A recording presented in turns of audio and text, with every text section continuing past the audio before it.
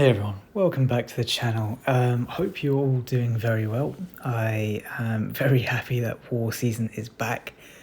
I very nearly took a break from the game. I think I should probably start by saying I've just started a new job this week, and my current job before that as well doesn't finish for another week or so from today. So currently working two jobs, very busy, but I just wasn't ready to part from Alliance War at this level yet, because it's been a long off season. We've all been waiting for this to come back, and yeah, I just would miss it too much probably going soon. I feel like I can at least do another season and then reevaluate where I'm at.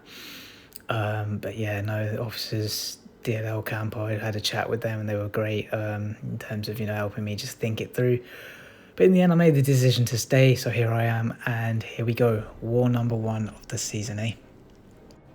So we're up against Next, who, after the gifting event, have a few accounts with quite a few rank 4 champions. So we knew this was going to be a tricky one right off the bat.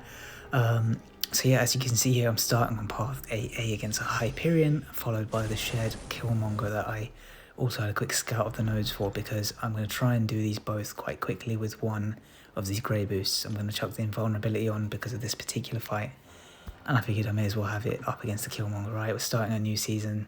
The new season nerves are there. We don't want to make any sloppy and costly errors. So this fight, we've got Divine Barrier, which means he goes Nullify immune every so often, which can be paused by actually nullifying something, but it's it's gonna come. As you can see at this point, he's got it now. I've also got a heal block passive on me, and then there's buff imbalance power drain, so every time he gains a buff I get a power drain debuff on me. And yeah, essentially the only way to get rid of those is by throwing a special. So you're going to see my first and I think only mistake of this fight here. Yeah, I just threw a special 2 there because for whatever reason in my head I was pretty tired. It was evening. I looked at that power drain, having just read it as a power drain before, and thought it was the suppression, and I thought it's going to just reduce my power rate, but I can still throw my special 3 fine. Well, no, because it's a small but consistent power drain. So anyway, invulnerability got its use there, it's all good, and he's Hyperion's pretty much dead here. But I used the tactic of doing a 5-hit combo, ending with a medium, and then going straight into the special. What's the word?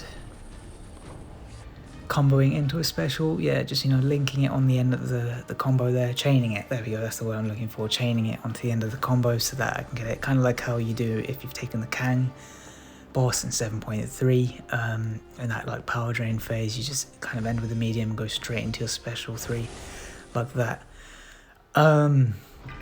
Yeah, really straightforward first fight. However, I had a fairly straightforward first fight last season as well, and that one ended in a death, unfortunately. So I'm glad to start deathless here. Next fight is Hazard Shift Killmonger, for Captain Marvel movie. He's also got Blood in the Water, which means every time you get a debuff on you, he's going to get, I think it's 200% attack, so he's going to hit a bit harder. Now I've got that first debuff on me there, but of course, she's poison immune, so that won't affect her. And the Incinerator are going to push her into binary, where we now go indestructible. So this is our phase to be a bit more careless, get as many hits as we can, stack up those armor breaks, and get off the big special 2 while also watching his power.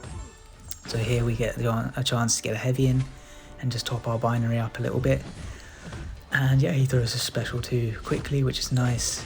And then yeah, we just go for the final combo. So my indestructible had worn off and I took a bit of damage from the Incinerates there. But it's fine, I'm not using Cap Marvel movie again, and even if I was, I can just heal, right? The priority there is to get the fight down. Next we've got a Warlock on path 4A, followed by the Knull, so steady build up, unblockable on both of them. Heal block, debuff on both. As you can see that the timer there, if you can see that just above in the red, 33 or so minutes left in the war when I got to this. Yeah, I'd had a busy day at work. I think the only chance I had was like on my lunch break, but we were holding at that point in the middle, so I had to wait for something to go down. But yeah, we got in the nick of time, did some duels on Knull, which ate up some more time before going in to this. Yeah, we'll get to the Knull fight in a moment. This Havok fight, yeah, I've taken it a few times. I literally just took it in the off-season not too long ago. It's a pretty smooth one. Basically, the main thing to watch out for here is obviously don't just hit into him too freely, because if you're critting him a lot as well, you're going to build up his plasma, build up on himself, and then if he puts plasmas on you, of course, if he gets 3 debuffs on you, he goes unblockable from steady build up unblockable. Then, of course, every time he throws a special as well, I think it's Power Burst Lockdown is the name of the node.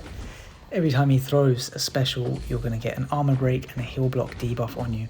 So you want to try and avoid him throwing specials as much as you can.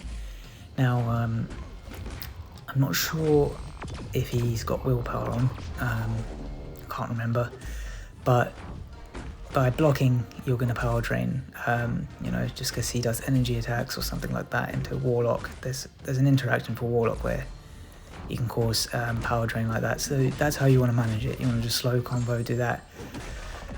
Ideally, I would say, so something I did in off-season is not throw the special 2. I went for the special 3 instead, because it does a power drain, and then of course special 2, there's a chance of a few crits there, leading to more plasma build-up. But in this fight, it was just so comfortable, it was so smooth. His plasma build-up was kept really well managed by the power drains from letting him hit into my block fairly frequently, so I just went special 2 for a quicker fight. So I put power 1 start there as well, mostly for this fight actually, but it came in handy there too. And this fight is one me and DLL, who I discussed it with at length, were like really worried for, because he's Sig 200 rank 4.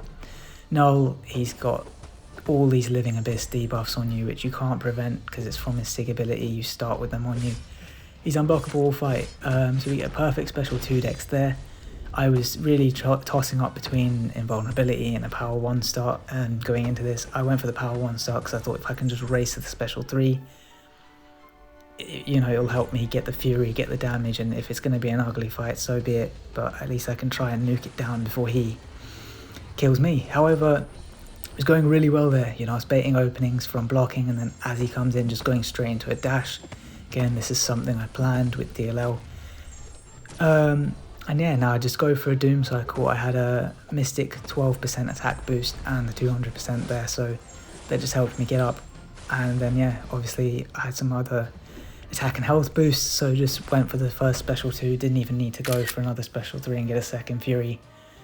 And there's the screenshot of excitement, because I was really expecting that to be a rough fight, and it went so smooth, so brilliant.